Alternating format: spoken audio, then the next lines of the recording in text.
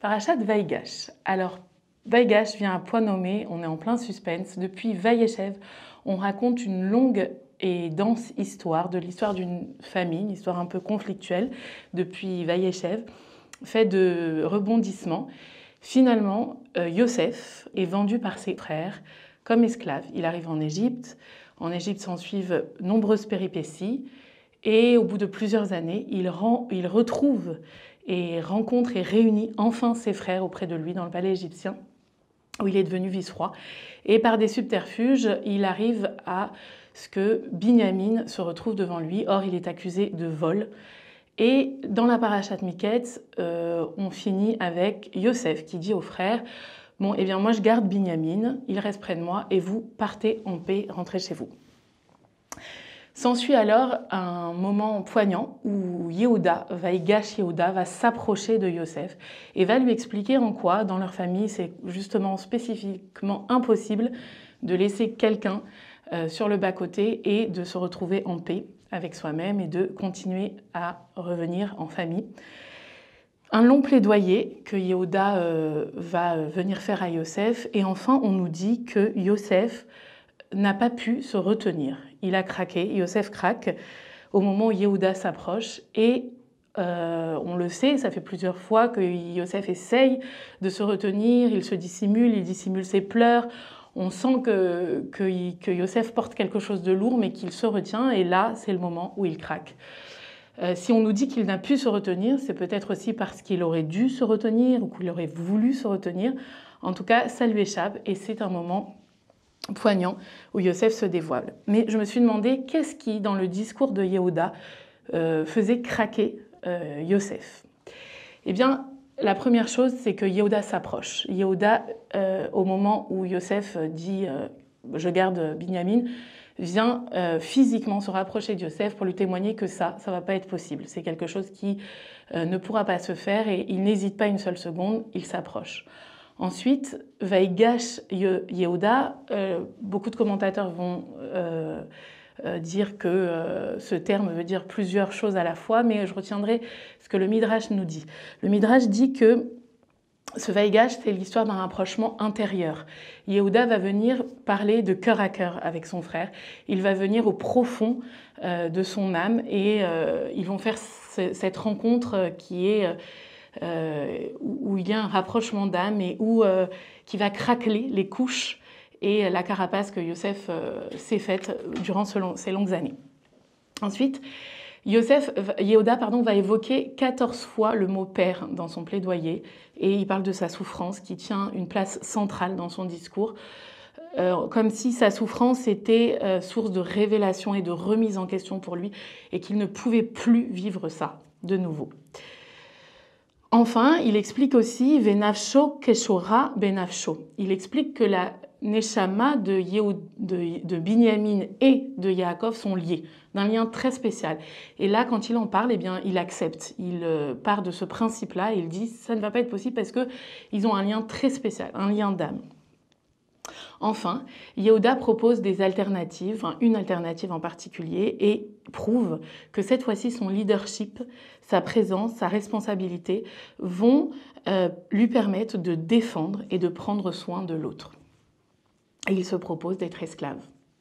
Alors, même si Yehuda n'est pas encore conscient de l'identité de son frère à ce moment-là, son élan pour sauver Binyamin envers et contre tout vont révéler à Yosef le fait d'une remise en question, d'une maturité, d'un regret, d'une tchouva. Depuis qu'ils se sont quittés, chacun des frères, Yehuda et Yosef, sont descendus de leurs frères ou en Égypte pour chacun, et ils ont fait l'épreuve de cette vente de Yosef, et on a l'impression d'une expiation de cette faute au regard de la réaction de Yehuda. Alors Yosef comprend rapidement que la mission pour laquelle il a dit « Hineni » à son père il y a de cela nombreuses années, va peut-être pouvoir se réaliser à ce moment-là précis. Yaakov, pour rappel, l'avait envoyé pour faire la paix avec ses frères et il l'avait envoyé vers Shrem dans la paracha de Vayeshev, Perek Lamed Zayin, Pasuk Yud Dalet, en lui disant « Lech nare'e et shalom achecha ve et shalom atson ». Yaakov, Israël, avait envoyé Yosef pour faire cette rencontre avec ses frères, pour faire cette paix, pour enfin créer une fraternité et une unité de famille. Car les frères ne s'étaient jamais rencontrés.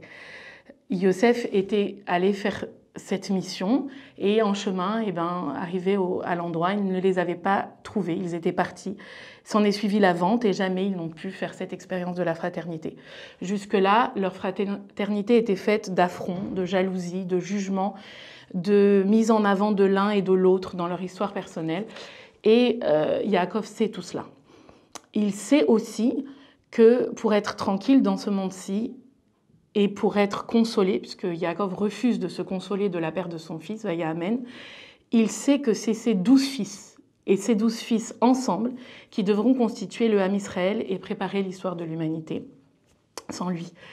Finalement, à ce moment précis, Yosef comprend que eux, ces deux géants, que sont Yehuda et Yosef, que tout oppose, même dans le discours, on voit bien que c'est deux personnalités très différentes, avec tout ce qu'ils ont traversé jusqu'ici, et dans l'état d'esprit dans lequel ils se trouvent maintenant, après être descendus, ils ont la capacité de retrouver l'harmonie et l'unité qui était la mission que Yaakov avait demandé à Yosef. Ils peuvent enfin être garants de l'unicité d'un Dieu unique en témoignant de leur unité en leur sein. Alors, Yosef déclare « Ani Yosef, je suis Yosef. Je peux faire la mission qui m'incombe, je suis celui qui rassemble, je suis celui qui va permettre cette rencontre. Je me présente devant vous comme Yosef aujourd'hui. » Et à Od, à Vichai, est-ce que mon père est encore vivant? On sait que Yosef avait déjà posé cette question. Il sait que Yaakov est en vie. Alors pourquoi revenir sur cette question à ce moment-là? En fait, il vient dire la mission que mon père m'avait demandé de faire, elle est en moi, elle est toujours vivante. N'est-ce pas que nous allons pouvoir la remplir aujourd'hui? Initié par Yehuda qui se rapproche, le rapprochement peut enfin avoir lieu. Et Yosef dit à ses frères, « Geshuna, s'il vous plaît, rassemblons-nous, rencontrons-nous, rapprochons-nous. » Veigachou, ils se sont rencontrés. Yosef, à son tour, à ce moment-là, va convaincre la fratrie de son authenticité, il va révéler la main d'Hachem dans toutes les épreuves qu'il a traversées, il va rassurer, et c'est plein d'émotions et de pleurs qu'il fait des promesses pour sa famille. Et enfin, le pasuk Tedvav vient nous dire, « Ve'acharechen » et après cela, Dabru achecha oto. Ses frères lui ont parlé. Jusqu'ici, on l'a vu, ils ne pouvaient pas se parler en paix. C'est écrit dans le texte. Et les termes employés ne sont jamais Vaïdaber, c'est Vaïomer, Vaïsaper. Ils se sont envoyés des remarques, ils se sont répandus, ils se sont racontés les rêves, etc. Mais ils n'ont jamais pu parler. Et ce Dabrou fait écho à la mission de Yaakov, qui, toujours dans le même passouk Yud Dalet de Vaïchev, dit « Ve'ashi veni davar » et tu feras revenir à moi cette parole davar. Vous allez vous rencontrer, vous allez discuter, vous allez faire l'épreuve d'un dialogue construit qui nourrit, qui fait grandir et tu reviendras à moi qu'au moment où cela aura été fait. Donc Vaïgach, Dabrou, ils se sont parlé, ils se sont rapprochés, ils ont pleuré, un moment vraiment très émouvant du Chumash Bereshit, puisque c'est quand même le fil conducteur de notre Chumash, la fraternité ou pas, et c'est à ce moment-là qu'elle est enfin possible. C'est là que se termine Bereshit, presque, et que tout commence aussi, parce que Vaïgach n'est pas non plus un happy end à l'américaine, parce que tout n'est pas réglé. Et nous le savons encore aujourd'hui, nous sommes aujourd'hui encore confrontés à l'épreuve de la fraternité dans nos vies. Mais sachons nous inspirer de cette rencontre fraternelle hors du commun, où ces frères ont pu transformer les plus grandes souffrances, les plus grandes épreuves, et faire le chemin de l'élévation, du pardon et de l'unité du Ham Israël réuni. Shabbat Shalom.